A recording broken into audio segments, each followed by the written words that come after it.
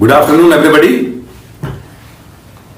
I am Dr. Keshav Sadhwani, a practicing nephrologist in this part of NCR for more than 4 decades. As a kidney specialist, we are encountering the patients in our day-to-day practice of kidney diseases along with the other diseases like heart disease and liver disease also. This afternoon, we'll be discussing a brief interaction about edema. The swelling, आम भाषा में कहते हैं सोई आ गई. It's a very common symptom in lot many diseases, including kidney diseases. Means edema means kidney, liver, or heart. There are 3 kinds of things they can lead to edema. But being a nephrologist, I will confine myself to the diseases related to the kidney, which are broadly classified as to: one is AKI, acute kidney injury, and second is CKD. Whatever may be the presentation can be acute, can be chronic, but the multiple symptoms by which a kidney patient can present, like loss of appetite, anemia, fatigability, breathlessness, hypertension.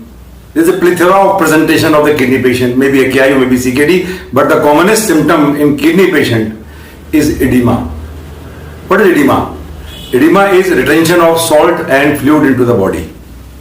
Body में पानी और नमक रुक गया. क्यों रुक गया? It has to go through the urine.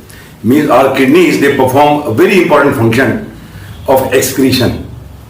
Excretion of metabolic waste products and the excess water. Whatever we are having excess water in our body and whatever we are producing metabolic waste by our day-to-day metabolism and eating and lot many things, our kidneys are supposed to perform the important function of excretion of those metabolic waste and the accumulated extra water. Besides this, the kidney has to perform lot many other functions, including maintenance of blood pressure, maintenance of various minerals, electrolytes and acid-base balance, and most importantly, the formation of blood by our bones by producing erythropoietin and keeping our bones intact by activating the vitamin D. So there are so many functions of the kidney, out of which main function is to get rid of extra water from the body. Now whenever there is a kidney disease, this extra water and salt, they get accumulated into the body, producing a symptom called edema. Now if edema is in the lower limbs, it's called edema. But if this edema is excess accumulation of water and the salt into the body is generalized, the same edema is called anasarca. Diffuse edema is called anasarca. Why our kidneys they get failed, it's a matter of different subject. But whenever our kidneys fail, the excess water and salt, it gets accumulated at the places where it is supposed to be. Now where this extra water has to be? It has to be within the blood. Now in blood, if fluid is accumulated, now whether it is going to remain in the blood or it is going to be shifted to the extravascular space. We have got lot many spaces in our body. One is vascular space, means within the blood, and if not in the blood, this fluid is shifted to the extravascular space. Now this shifting of fluid from blood compartment to the extracellular compartment is the main reason edema develops. Now why this fluid gets shifted from vascular compartment to ECF? Because of 2 important factors. Kidney diseases, they produce proteinuria, loss of protein into the urine. So whenever we are losing protein, we are lacking protein in our blood, and which is the main osmotic pressure factor which keeps the fluid within the vascular compartment. So whenever we are losing protein because of loss of appetite and because of excretion of extra protein into the urine, we are lacking protein into the blood, and our blood's osmotic pressure, it gets decreased and fluid moves out of the vascular compartment to be lodged in extracellular compartment, producing edema and if generalized, anasarca. Second thing is, when kidneys are failed, they are not filtering properly. So obviously the filtration is less, the accumulation of water has to be there in vascular compartment. So wherever there is an excess water and the fluid into the body, it can produce the edema. If this edema worsens, it can lead to anasarca, and if the things worsen, this fluid goes to the various spaces like pleural space, like peritoneal space.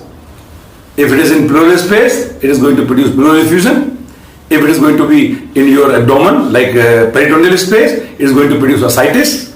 And if at all the fluid accumulates further, then the picture of pulmonary edema or congestive cardiac failure, means excessive fluid into the lungs.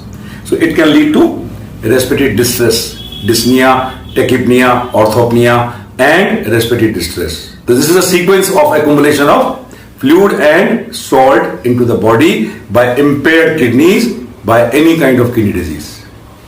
Now, how to handle this edema? How to treat, how to manage? The basic thing is we have to reduce our salt intake, because नमक के पीछे पानी रुकता है. Whenever you are ingesting lot of salt, the excessive water has to be retained into the body to keep a balance of osmolality. So please advise your patients whenever they are having excessive fluid into the body, maybe in the form of edema, anasarca, CHF, pleural fluid, ascites, respiratory distress, or pulmonary edema, whatever may be the presentation, whenever there is a picture of excessive fluid into the body, try to restrict salt into the diet, and we have to restrict the fluid intake also, because you must reduce the fluid intake in any form. Try to keep the salt low and the fluid intake low. Despite all these measures, if we are not able to control and manage edema and the fluid overload state, we have to resort to a drug called diuretic. Diuretic means diuretic. The passage of salt and the water into the urine by a drug is called diuresis. Monouresis means excessive of water, is called aquauresis, and excessive salt passage into the urine is called natriuresis. So natriuresis and aquauresis combined is the diuresis, and the drug which we use to achieve diuresis is diuretic. So diuretics are the mainstay of treatment in various diseases of edema, including the kidney diseases. So whenever we are using diuretics along with the salt and fluid restriction, we have to be careful, because diuretics can lead to a lot of complications if they are not used judiciously in the judicious amount and judicious doses without supervision. One example I'll give you: after you have reduced the salt, after you have reduced the water intake into the body, and now you are resorting to the dose of diuretic in any form, now you are producing more urine, more salt, more water into the urine, now body is being decongested. Now if there is a rapid diuresis by the excessive use of diuretics, the plasma volume, the blood volume is going to be contracted suddenly, and this contraction of plasma volume will be perceived by kidney as an acute kidney injury. Your kidney injury will be worsened. So be careful, it can lead to worsening of kidney injury if the rapid diuresis is achieved by extra and excessive dose of diuretic. Second, it can lead to various electrolyte imbalances. Like lot of sodium is wasted into the urine, it can lead to hyponatremia, it can lead to hypokalemia. Along with the sodium, potassium also gets out into the urine. So please monitor the electrolytes whenever you are using diuretic. So always keep a watch on the plasma volume, whether the diuresis is excessive or not, number one. Second, always monitor the electrolytes and acid base, because lot of electrolyte balances and lot of acid base imbalances, they can occur after the indiscriminate and non-judicious use of diuretics. Now if diuretics are used, we have got basically 6 classes of diuretics. Every diuretic has to act by some mechanism. I will not go into the detail, but we must understand we have got 6 kinds of diuretic classes, like loop diuretic, thiazide diuretics, potassium sparing diuretics, osmotic diuretics.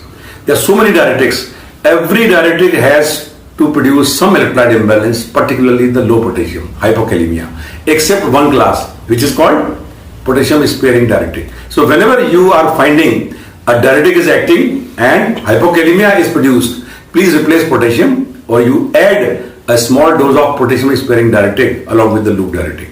So that way you can always manage your patient's electrolyte and fluid balance nicely without causing further injury to the kidney and without producing significant electrolyte and acid base imbalances. Thank you.